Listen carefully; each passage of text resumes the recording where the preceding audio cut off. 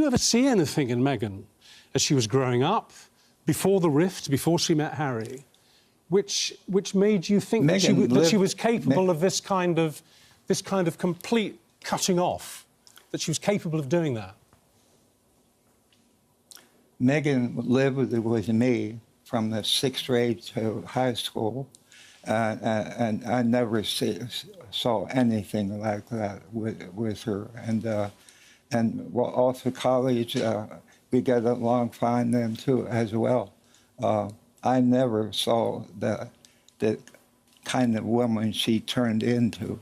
Thomas Markle just cleared up one of the most confusing age mysteries in modern royal history. I'm shocked to this date to tell you that, because she's not the person I knew as my daughter. To be honest with you guys, I really like both my girls. I'm not thrilled with what one of my daughters is doing. And I have no clue what made her do this. We've talked about this stuff before, that she's telling some lies. In his own words, the version of Meghan the public got to know, the super cool Hollywood actress who became a Duchess, wasn't technically the same lady the paperwork hinted at. The story you're about to hear will change everything you thought you knew about Meghan Markle. It's a timeline that's all messed up, a past that just doesn't line up, and proof that even the police can't make disappear. Somewhere between the Hollywood spotlight and the royal bling, the numbers stopped making sense. And Thomas Markle just told us why. This isn't just a guess. It's a huge shocker that could flip a 1,000-year-old royal family totally upside down, starting with Meghan's actual age. Because see if the documents I'm about to show you are right. Meghan Markle isn't 44. She might actually be way older than the whole world was told. Do you blame Harry for that?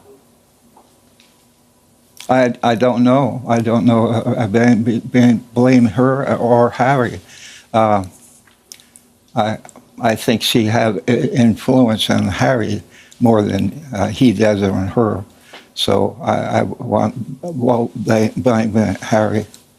Samantha, Markle has never lied to me. Every single thing that she has ever said about either you or Meghan has been totally true. And she is now suing Meghan. Let's go back to the very beginning so you can understand this better. When most dads talk about their daughters, they sound warm and fuzzy. But when Thomas Markle talks about Meghan, it feels way heavier, like a guy trying to fix history before it's too late. He remembers her childhood being full of drama club, big dreams, and a lot of drive. But when Meghan got famous, he noticed something that didn't quite match up. She told everyone about her life's timeline. Like when she finished school, when she started acting, and even how old she was when she got her first big gig. Didn't fit the memories he kept as her father. No pro, I'm totally fine with facing her in court and arguing against what she has to say. Thomas wasn't yelling from the rooftops. He was talking slow, being super careful, almost like he was giving evidence. He suggested that Meghan wasn't as young as the police made her out to be, that her official birth year might have been changed. And those words coming from her own dad hit differently. They weren't kind you could just brush off as gossip. They came from someone who'd once held her baby pictures in his hands. So me knew who remembered dates and big moments, not from magazines, but from real life. When brought up that the Meghan he raised didn't really match the story Theopolis was pushing, it caused the first crack in her royal image for a while. It's been talked about a lot. Royal fans are sure Meghan Markle is lying about how old she is. In fact, they think she's older. And that's not a surprise here because, yeah, she lies a lot about stuff. And that's where the paper trail starts. March 1997. Teenagers all over America are flipping through 17 magazine, which was the cool mag for high school girls dreaming of college, careers, and becoming a star. Hidden deep inside that issue on page 90, a small list of names pops up. One of them says Meghan Markle, age 21. At first, it seems like nothing much. Just another name in a long list of hopeful faces. But when you stop and actually do the math, it gets crazy. If Meghan was really born on August 4th, 1981, she would have been 15 years old in March 1997, not 21. That is a 6-year difference. Not a mistake, not any error. A full 6-year gap between the official story and what was printed in a magazine sold all over the country has put together a slideshow. Let's actually get to the real deal on this issue, and it's a shocker. Here we go. So, if you look it up on Google, is she lying about her age? Right now, 41. Well, she'd be 42 today. But is this for real? There's a rumor she's actually older. So, let's check out the evidence. I think she had no intention of staying long-term within the royal family. I have lots to back that up, by the way. I mean, she was working with her Hollywood team. The whole time she was in the royal family, they were lining up commercial deals for her. I mean, who does that? She never really understood it. She was a mature woman. She wasn't a young woman like Princess Diana. I mean, this was a divorcee in her mid-30s. But I think she was very disappointed that life within the royal family wasn't like life in Hollywood, where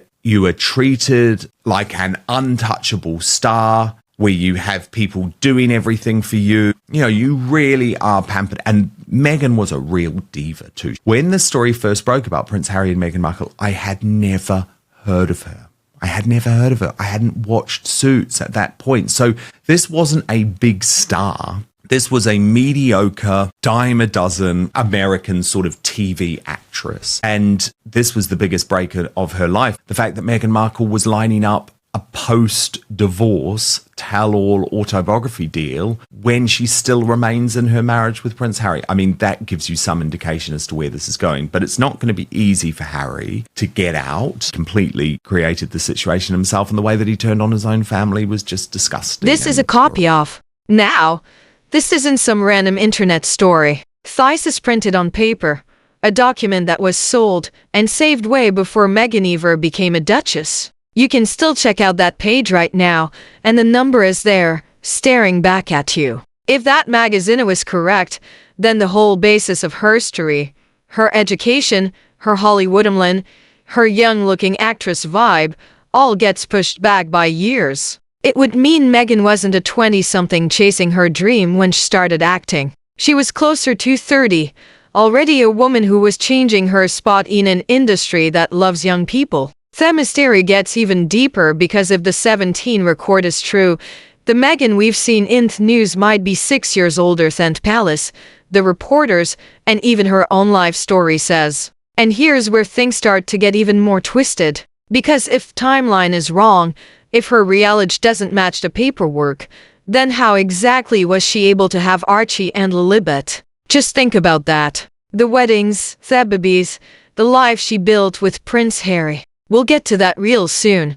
But first, let's take a closer look at how this double timeline even started.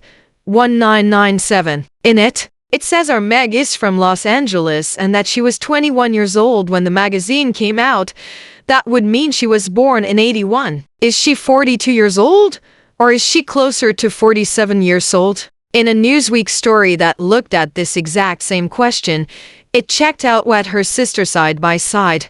The mix-up is impossible to ignore. Story 1, the official record. Meghan Markle, born August 4th, 1981, Los Angeles, California. That makes her 44 years old in 2025. This story is everywhere, in palace files, online bios, and royal press releases. It's set in stone. Story 2, the magazine record.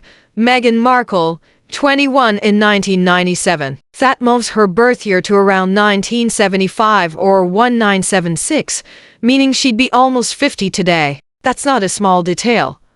That's a 6-year total change of who she is.